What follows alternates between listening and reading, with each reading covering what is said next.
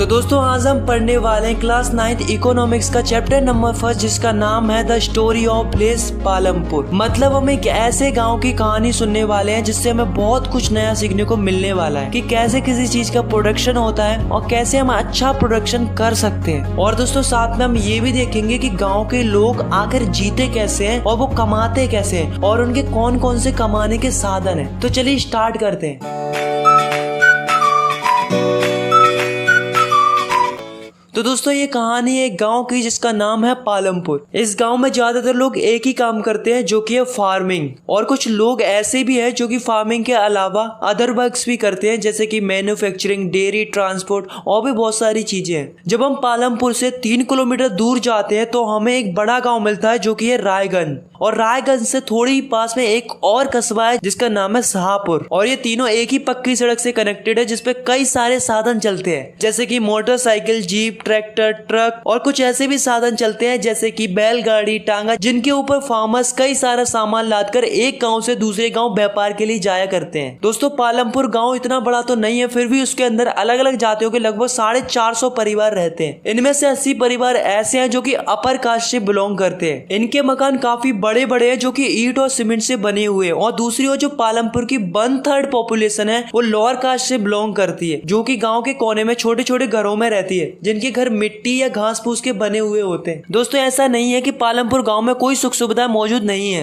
बल्कि कई सारी सुख सुविधाएं मौजूद हैं जैसे कि पालमपुर के अधिकांश घरों में इलेक्ट्रिसिटी है, खेतों में ट्यूबवेल्स लगे हुए हैं और भी कई सारी चीजें जिनमें पालमपुर के लोग इलेक्ट्रिसिटी का इस्तेमाल करते हैं। दोस्तों पालमपुर गाँव में एजुकेशन के लिए 2 प्राइमरी स्कूल और एक हाई स्कूल भी बनवाया गया है। दोस्तों इस गाँव में लोगों के इलाज के लिए एक प्राइमरी हेल्थ सेंटर भी है जो कि गवर्नमेंट के द्वारा चलाया जाता है, और साथ में एक प्राइवेट डिस्पेंसरी भी है जहाँ पे लोगों का इलाज किया जाता है। तो दोस्तों हम पालमपुर गांव को फुली डेवलप तो नहीं कह सकते, फिर भी हम इसको फेयरली वेल डेवलप तो कह ही सकते हैं क्योंकि इसमें लगभग सारी सुख सुविधाएं मौजूद है जैसे कि इस गांव में रोड्स हैं, ट्रांसपोर्ट्स हैं, स्कूल्स हैं, हॉस्पिटल्स हैं, इलेक्ट्रिसिटी है और भी कई सारी चीजें हैं। अगर हम अदर प्लेस से कंपेयर करें तो हमें पता चलता है कि लगभग सारी फैसिलिटीज प्लेस पालमपुर के अंदर मौजूद है। सो गाइस हमारे इस चैप्टर का पहला टॉपिक है जिसका नाम है ऑर्गेनाइजेशन ऑफ प्रोडक्शन। तो दोस्तों इस टॉपिक को समझने से पहले हमें ये समझना होगा कि आखिर प्रोडक्शन क्या होता है। तो दोस्तों प्रोडक्शन हम उन चीजों को बनाने के लिए करते हैं जिन चीजों की हमें जरूरत होती है।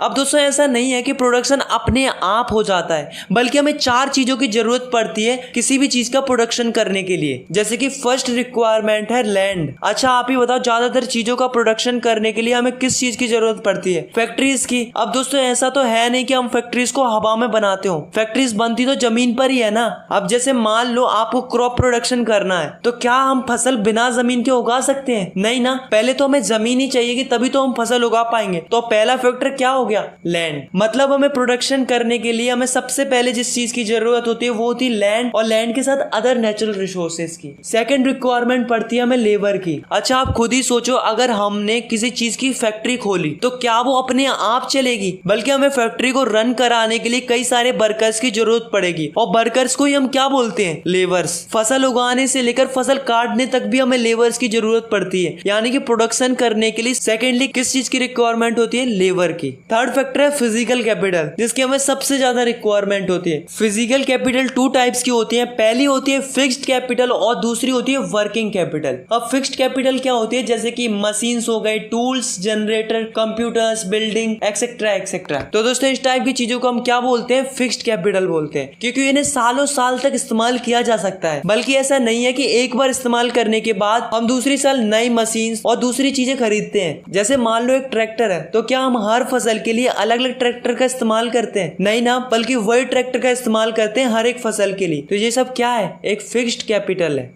सेकेंड है वर्किंग कैपिटल। तो वर्किंग कैपिटल क्या होती है? जैसे कि रॉ मटेरियल एंड मनी। खेती करने के लिए रॉ मटेरियल क्या होगा? सीड्स, क्योंकि अगर हम बीज ही नहीं डालेंगे खेती में तो खेती कहाँ से होगी? खेती करने के लिए हमें सीड्स की जरूरत तो पड़ेगी ही पड़ेगी, और अगर हमें सीड्स की जरूरत पड़ेगी तो उसे खरीदने के लिए हमें पैसे की भी जरूरत पड़ेगी। तो वर्किंग कैपिटल क्या होती है? Raw material and money. अब जो लास्ट रिक्वायरमेंट होती है, मतलब जो लास्ट फैक्टर बचता है, वो है ह्यूमन कैपिटल। अब दोस्तों ये ह्यूमन कैपिटल क्या होती है? अच्छा आप खुद ही सोचो, अगर किसी को बिजनेस करना है, प्रोडक्शन करना है, तो क्या वो अपने आप हो जाएगा? बल्कि कोई ना कोई तो चाहिए बिजनेस को मैनेज करने के लिए, पैसा इन्वेस्ट करने के लिए, अपनी स्ट्रेटेजी से बिजनेस को इम्प्रूव करने के लिए, और जो प्रॉफिट एंड लॉस है उसकी रिस्क लेने के लिए। अब दोस्तों यहाँ से हमारा जो चैप्टर है वो और भी ज्यादा इंटरेस्टिंग होने वाला है, क्योंकि जो हम आगे पढ़ने वाले हैं उसे आपने कभी ना कभी अपनी रियल लाइफ में एक्सपीरियंस जरूर किया होगा। तो दोस्तों हमारे इस चैप्टर का नेक्स्ट टॉपिक है फार्मिंग इन पालमपुर। 2018 की रिपोर्ट के अनुसार इंडिया के अंदर लगभग 60% लैंड एरिया ऐसे हैं जो कि टोटली एग्रीकल्चर पर ही डिपेंडेंट है। तो आप इससे अंदाजा लगा सकते हो कि इंडिया के अंदर लगभग कितने सारे फार्मर्स हैं जो कि केवल फार्मिंग पर ही डिपेंडेंट है। ऐसे ही दोस्तों एक गांव है जिसका नाम है पालमपुर। अब दोस्तों इस गांव में होता क्या है कि यहाँ पर 75% लोग ऐसे हैं जो कि टोटली फार्मिंग पर ही डिपेंडेंट है। अब दोस्तों पालमपुर में दिक्कत क्या आती है कि जो पालमपुर की पॉपुलेशन है वो कंटिन्यूअसली बढ़ती जा रही है। अब इससे क्या लॉस हो रहा है कि जो पालमपुर की कल्टीवेटेड लैंड है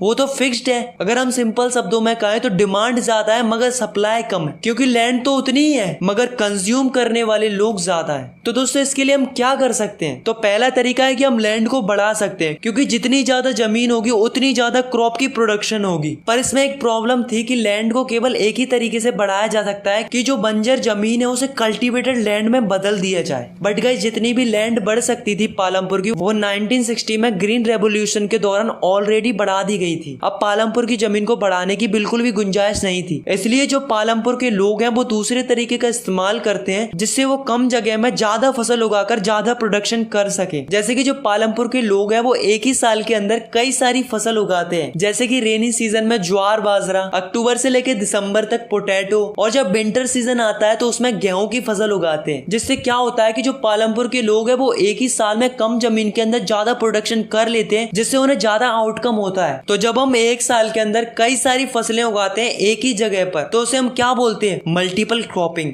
और इसे करने में फार्मर्स को कोई भी दिक्कत फेस नहीं करनी पड़ती थी, क्योंकि पालमपुर में इलेक्ट्रिसिटी है। अब इलेक्ट्रिसिटी से क्या प्रॉफिट है कि जो पालमपुर के लोग हैं वो ट्यूबवेल्स का इस्तेमाल करके आसानी से इरिगेशन कर लेते हैं। पहले जब पालमपुर में इलेक्ट्रिसिटी नहीं होती थी तो पालमपुर के लोग कुएं से पानी लाकर फार्मिंग करते थे, जिसमें उन्हें काफी ज्यादा परेशानी होती थी। लेकिन अभी जब से उनके गाँव में इलेक्ट्रिसिटी है तब से फार्मर्स को काफी ज्यादा आसानी होती है फार्मिंग करने में। अब दोस्तों मल्टीपल क्रॉपिंग के अलावा एक और तरीका है जिससे हम प्रोडक्शन को बढ़ा सकते हैं, तो वो तरीका है मॉडर्न फार्मिंग। तो दोस्तों मॉडर्न फार्मिंग क्या होती है? जैसे कि मॉडर्न मशीनरी का इस्तेमाल करके, जैसे कि tractor, thresher, combine, harvester etcetera etcetera, और साथ में HYV सीड्स का इस्तेमाल करना, फर्टिलाइजर्स का इस्तेमाल करना, इसके साथ साथ पेस्टिसाइड्स का भी इस्तेमाल करना। तो ये सब किसके अंदर आता है? मॉडर्न फार्मिंग के अंदर आता है। अब जो आप ये मॉडर्न फार्मिंग पढ़ रहे हो तो उसकी शुरुआत कब से हुई है? तो दोस्तों ये बात है 1960 की, जब ग्रीन रेवोल्यूशन स्टार्ट हुआ था। तो ग्रीन रेवोल्यूशन क्या था कि लोगों को बताया गया था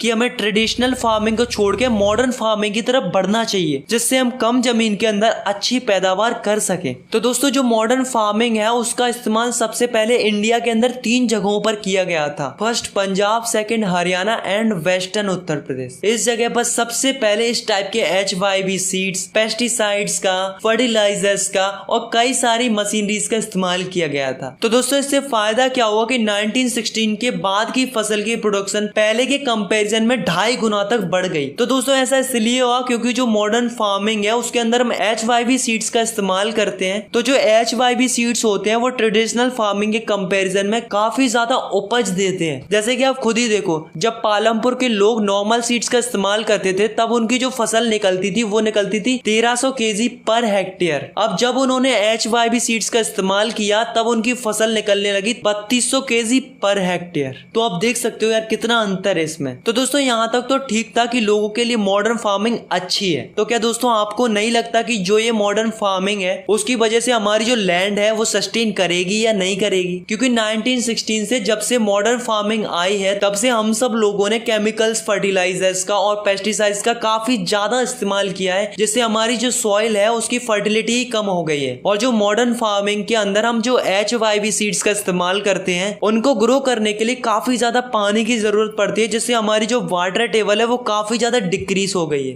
तो ये हमारे लिए और हमारे नेचर के लिए बहुत ही बुरी बात है, क्योंकि एक बार हमने इन रिसोर्सेज को डिस्ट्रॉय कर दिया तो इन्हें रिस्टोर करना इतना आसान नहीं है। तो दोस्तों हमें भी सोचना चाहिए हमारे नेचर के बारे में और हमारे नेचुरल रिसोर्सेज के बारे में, क्योंकि हम बगैर नेचुरल रिसोर्सेज के तो एग्रीकल्चर कर ही नहीं सकते। तो इस पे हमें ध्यान देना चाहिए। तो दोस्तों अब हम देखने वाले हैं कि जो पालमपुर की लैंड है वो किस तरीके से डिस्ट्रीब्यूटेड है पालमपुर के लोगों में। How is land distributed between the farmers of Palampur. Unfortunately Palampur में सब लोगों के पास लैंड नहीं है, बल्कि 450 फैमिलीज में से 150 फैमिली ऐसी है जिनके पास खेती करने के लिए कोई जमीन ही नहीं है। सिमिलरली 240 फैमिलीज ऐसी है जिनके पास 2 हेक्टेयर से भी कम जमीन है, और आखिरी बची हुई केवल 60 फैमिलीज ही ऐसी हैं जिनके पास 2 हेक्टेयर से ज्यादा जमीन है। तो आप देख सकते हो कि जो पालमपुर में कम लोगों के पास ज्यादा जमीन है, वहीं दूसरी ओर ज्यादा लोगों के पास थोड़ी सी जमीन है। नेक्स्ट है लेबर। तो दोस्तों हमें खेती करने के लिए कई सारी लेबर्स की जरूरत पड़ती है। तो दोस्तों जो लेबर्स होती है उसकी जरूरत ज्यादातर उन्हीं लोगों को पड़ती है जिनके पास ज्यादा जमीन होती है, और जिनके पास कम जमीन होती है, मतलब जो स्मॉल फार्मर्स होते हैं वो अपनी जमीन को खुद ही कल्टीवेट कर लेते हैं अपनी फैमिलीज के साथ मिलकर। तो जो बड़े फार्मर्स होते हैं, मतलब जिनके पास ज्यादा जमीन होती है, तो वो क्या करते हैं कि लेबर्स को हायर करते हैं फार्मिंग करने के लिए। तो जो लेबर्स होते हैं वो 2 टाइप्स के होते हैं। पहले जिनके पास बिल्कुल भी जमीन नहीं होती, वो अपनी इनकम जनरेट करने के लिए दूसरों के खेतों में जाकर मजदूरी करते हैं, और दूसरी ऐसी होती है जिनके पास जमीन तो होती है पर जब वो फ्री रहते हैं तब वो एक्स्ट्रा अर्निंग के लिए दूसरों के खेतों में जाकर काम करते हैं। इसके बदले में उन्हें पैसा मिल जाता है, या फिर काम के अकॉर्डिंग उन्हें गेहूं, चावल या इस तरीके की चीजें उनकी चॉइस के अकॉर्डिंग लेबर्स को दे दी जाती है। नेक्स्ट है कैपिटल। अब कैपिटल क्या होती है? तो दोस्तों कैपिटल का सीधा सीधा अर्थ होता है मनी, यानी कि पैसा। तो जैसा कि हमने देखा कि मॉडर्न फार्मिंग को करने के लिए कई सारी चीजों की जरूरत पड़ती है, जैसे कि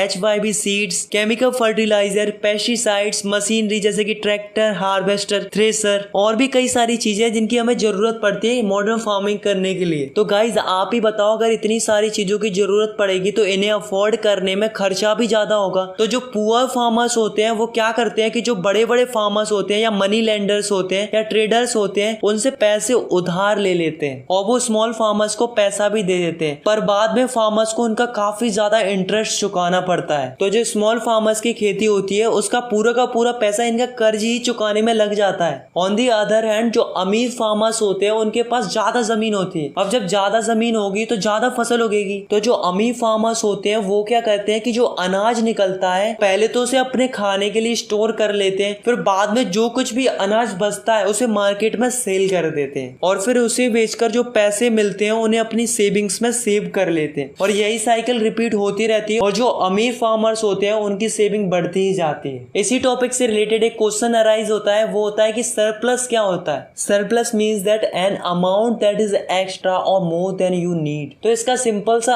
अर्थ होता है कि जो हमारी रिक्वायरमेंट होती है उसको फुलफिल करने के बाद जो बचता है उसे हम सरप्लस कहते हैं। जैसे कि मान लो हमें खाने पीने के लिए बेसिक रिक्वायरमेंट्स के लिए 50 क्विंटल गेहूं की जरूरत पड़ती है, और अगर मान लो हमारी फसल निकली है 350 क्विंटल, तो हमें जरूरत कितने की थी? मात्र 50 क्विंटल की। तो जो एक्स्ट्रा बचा हुआ 300 क्विंटल है वो क्या हो जाएगा? सरप्लस हो जाएगा। तो दोस्तों आपने स्टार्टिंग में देखा था कि जो पालमपुर में 75% लोग ऐसे हैं जो कि फार्मिंग पर डिपेंडेंट है, और बचे हुए 25% लोग ऐसे हैं जो कि नॉन फार्मिंग एक्टिविटी करते हैं। मतलब ऐसा नहीं है कि पालमपुर के लोग खेती बाड़ी ही करते हैं, बल्कि कुछ लोग ऐसे भी हैं जो कि नॉन फार्मिंग एक्टिविटीज भी करते हैं, जैसे कि डेयरी। अब डेयरी क्या होती है कि लोग अपनी गाय या भैंसों को पालते हैं और जो भी उनसे मिल्क प्रोडक्शन होता है उसे रायगंज में जाकर बेच देते हैं, जिससे क्या होता है उनका रोजगार चलता है और इसी से वो अर्निंग भी करते हैं। दूसरा है स्मॉल स्केल मैन्युफैक्चरिंग इन पालमपुर। तो स्मॉल स्केल मैन्युफैक्चरिंग क्या होती है? जिसमें लोग छोटी स्केल में प्रोडक्शन करते हैं। जैसे कि जो पालमपुर है उसमें कुछ लोग गुड़ मैन्युफैक्चर करते हैं, मतलब गुड़ बनाते हैं, और बनाने के बाद उसे रायगंज और शाहपुर में बेचकर अपनी इनकम करते हैं। थर्ड है शॉपकीपर्स ऑफ पालमपुर। मतलब जो पालमपुर है उसमें ऐसा नहीं है कि लोगों को सामान खरीदने के लिए आसपास के गाँवों में और शहरों में जाना पड़ता है, बल्कि पालमपुर में ऐसी कई सारी दुकानें हैं, जैसे कि किराने की, जनरल स्टोर की, और कुछ दुकानें ऐसी भी है जो कि बस स्टैंड के पास में है। तो जो पालमपुर है उसमें कुछ लोग ऐसे हैं जो दुकानों का सामान बेचकर उससे पैसे कमाकर अपनी लाइफ स्पेंड कर रहे हैं। तो दोस्तों ये भी एक अच्छा एग्जांपल है नॉन फार्मिंग एक्टिविटी का। अब दोस्तों लास्ट है transport of fasting developing sector. तो दोस्तों जैसा कि आप सभी जानते हैं कि जो पालमपुर है वो काफी ज्यादा अच्छे से कनेक्टेड है आसपास के गाँव से और कस्बों से, जैसे कि रायगंज और शाहपुर। तो दोस्तों ऐसा नहीं है कि लोग एक गाँव से दूसरे गाँव पैदल ही निकल पड़ते हैं, बल्कि इसके लिए कई सारे लोग हैं जो कि ट्रांसपोर्ट सर्विसेज देते हैं, जैसे कि रिक्शा वाला, टांगा वाला, जीप, ट्रैक्टर, ट्रक और भी कई सारे साधन है जिनको लोग चला के अपनी रोजी रोटी चलाते हैं, जिनसे उन्हें रोजगार मिल जाता है और उनसे उन्हें कमाने का साधन भी मिल जाता है। तो दोस्तों आपके लिए एक नोटिस है कि जो ये पालमपुर की स्टोरी आपने सुनी है, ऐसा गांव रियलिटी में एग्जिस्ट करता ही नहीं है। मतलब ये केवल एक इमेजिनेशन थी। इस कहानी का मकसद केवल इतना ही था कि आपको प्रोडक्शन से रिलेटेड कई सारी चीजों को सिखाना है। ये वीडियोस आपको अच्छे लग रहे हैं तो आप प्लीज इनको लाइक करें, सब्सक्राइब करें, कमेंट्स लिखें, स्टूडेंट्स अपने थॉट्स बताएं, हमारे साथ शेयर करें कि आप और क्या चाहते हैं। और इतना ही नहीं स्टूडेंट, सबसे इंपॉर्टेंट नीचे शेयर बटन पे क्लिक करें और अपने दोस्तों के साथ इन वीडियोस को व्हाट्सएप और फेसबुक पे शेयर करें स्टूडेंट्स, ताकि वो भी इन वीडियोस का फायदा उठा सकें स्टूडेंट्स, राइट।